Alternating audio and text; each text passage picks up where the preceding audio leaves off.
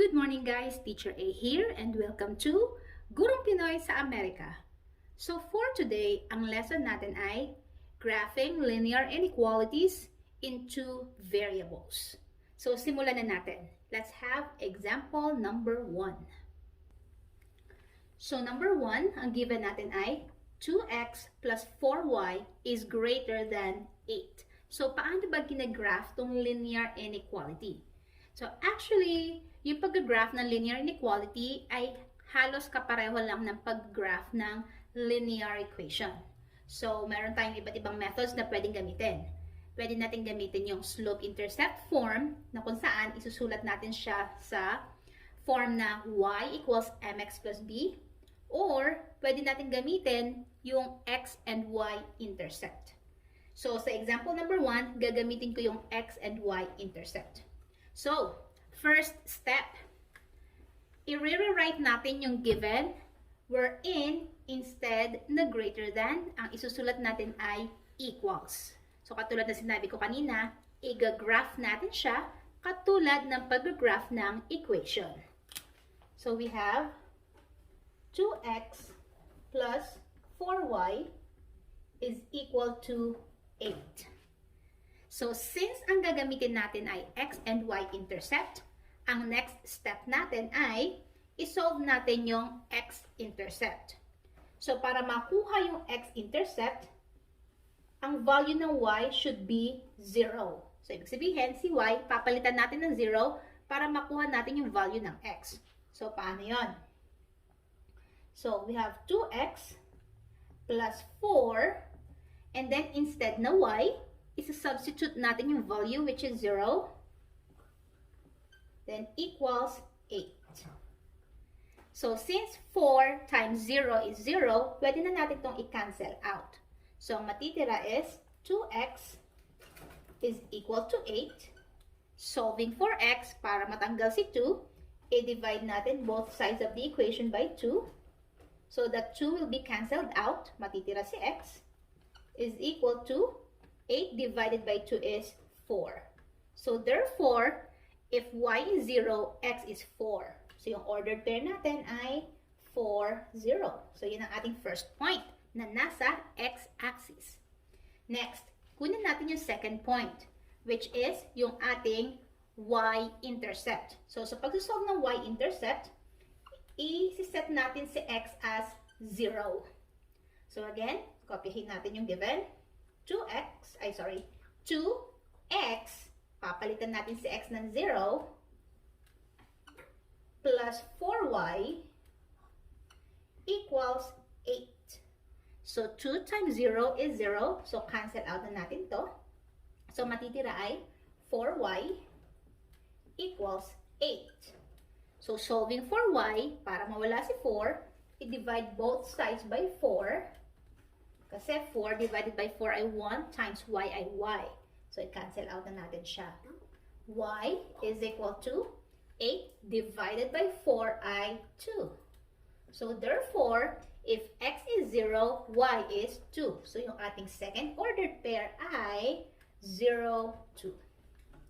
So, yan ang ating second step. I-solve natin yung x-intercept by setting y to 0 at ang ating y-intercept by setting x to 0.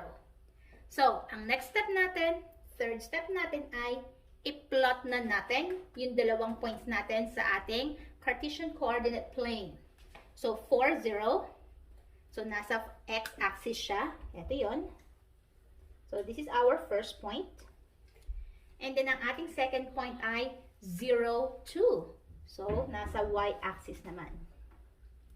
And then, after that, i-connect natin yung dalawang points.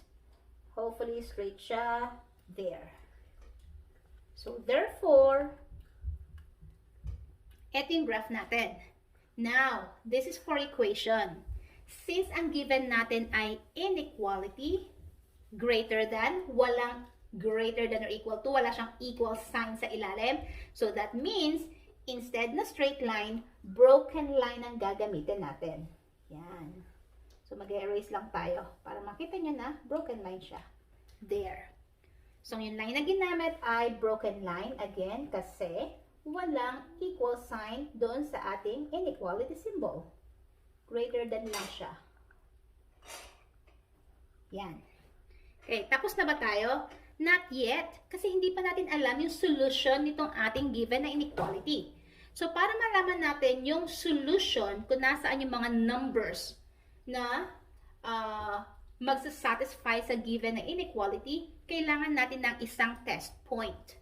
So, usually, para madali, ang ginagamit na test point ay yung mismong origin, which is 0, 0.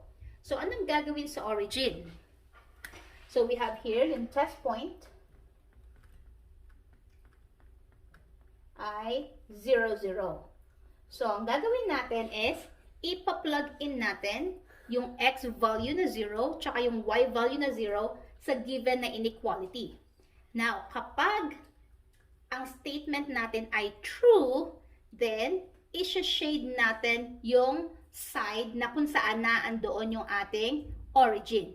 Which means, lahat ng numbers sa side na to, yun yung solution. Lahat ng ordered pairs sa side na to ay solution ng given inequality. Now, kapag false, that means yung kabilang side yung solution. So, paano yon? So, copyahin ko ulit yung given. So, we have 2x plus 4y is greater than 8. So, i-plug in natin si 0 tsaka si 0 dito sa given. So, 2 times 0, syempre 0 na yan, plus 4 times 0 is greater than 8. So, 2 times 0 is 0. 4 plus 0 is 0. Add them together. Still, the answer is 0. Dito ko nalalagay. So, 0 is greater than 8. So, true ba to or false? Of course, this is false. Kasi mas malaki yung 8 sa 0.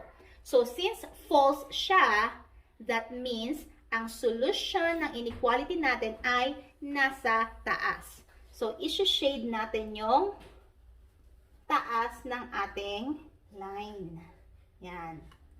So, ang ibig sabihin yan, lahat ng ordered pairs na nandito sa side na to, iyon yung solution ng given na inequality. Okay? So, ganun lang siya kasimple. Let's have example number 2. Okay, example number 2. Ang given natin ay 4x plus 3y is less than or equal to negative 12. So again, ang first step natin ay i-rewrite natin ang given wherein instead na greater than or equal to, gagawin natin siyang equals. So isusulat natin siya as an equation. So 4x plus 3y is less than, equals na siya, is equal to negative 12. Yan.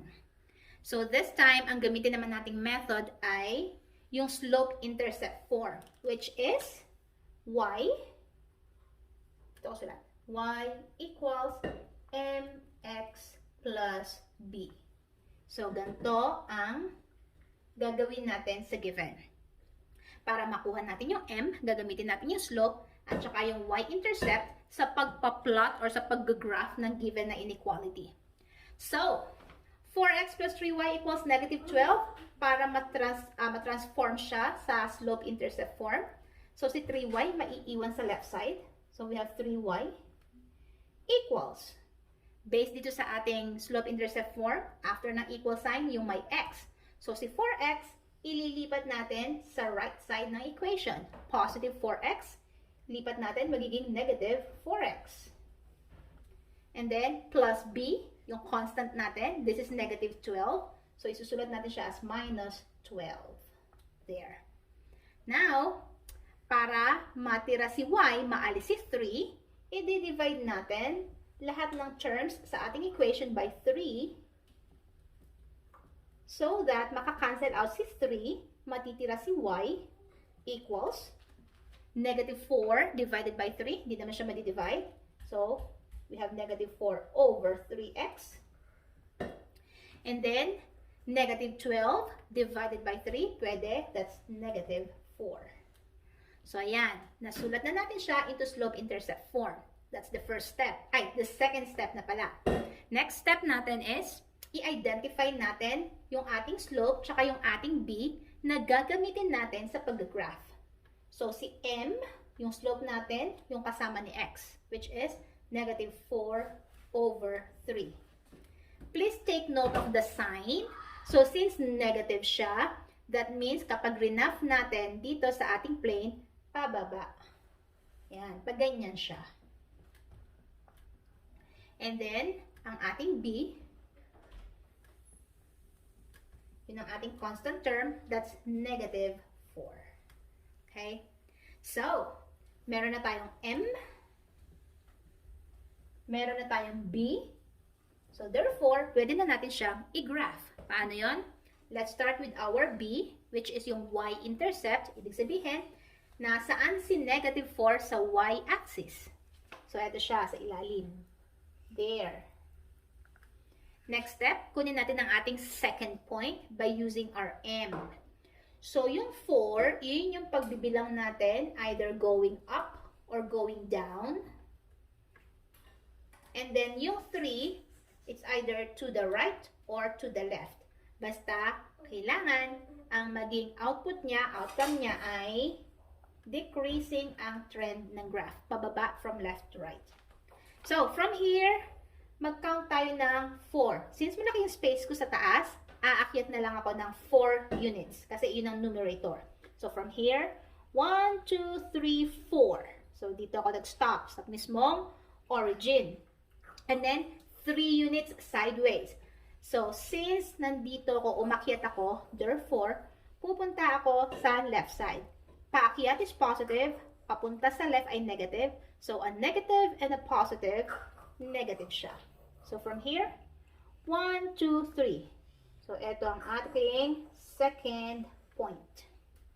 Or, pwede rin naman akong bumaba ng 4 units from here. 1, 2, 3, 4. And then 3 units to the right. 1, 2, 3. So, ito yung malaking advantage kapag sinulat nyo agad yung magiging itsura ng graph nyo. Kasi kapag nagbilang kayo, alam nyo kung saan kayo pupunta. Kung papunta kayo sa kanan or papunta kayo sa kaliwa. So, now meron na akong 3 points. That means pwede na ako mag-form ng line. Now, ang tanong, what kind of line? Broken line ba? Check natin. Ang original na given ay may equal sign. So, therefore, hindi broken line ang gagamitin natin. So, there. So, ito ang ating graph. Yan. Tapos na ba tayo? Not yet. Kailangan nating hanapin yung solutions ng ating inequality by using our test point na 0, 0. So, actually, kahit na anong numbers dito sa ating plane, kahit na anong ordered pairs, pwede nyong gamitin. It's just that, kapag 0, 0 ang ginamit, napakadaling isolve. Napaka-friendly ng number na yon. Okay? So, yun ang gamitin natin para i-check natin kung nasaan yung solutions ng ating inequality. So, test point ay 0, 0. So, kopyahin natin ang ating inequality. 4x plus 3y is less than or equal to negative 12. Palitan natin si x tsaka si y ng mga values nila na 0. So, 4 times 0 plus 3 times 0 is less than or equal to negative 12. So, 4 times 0, 0. 3 times 0, 0. 0 plus 0, that is equal to 0. Ano ba yan? And then, kopyahin natin. Is less than or equal to negative 12. Now, true or false ba tong statement na to? Si 0 ba ay mas maliit or equal sa negative 12? Of course not. So, F to. False. So, ibig sabihin, yung ating solution ay yung side na wala si 0, 0. So, eto si 0, 0 sa taas. False siya. So, ibig sabihin, eto yung solution natin sa baba. Yan. So, shade natin. So therefore, ito na ang ating graph. So graph ng 4x plus 3y is less than or equal to negative 12. So kung sa tingin nyo natuto kayo or nakatulong ang aking video sa inyong module, kindly give me a like para i-share ni YouTube sa iba itong ating video. So that's it for today. See you in my next video. Paalam!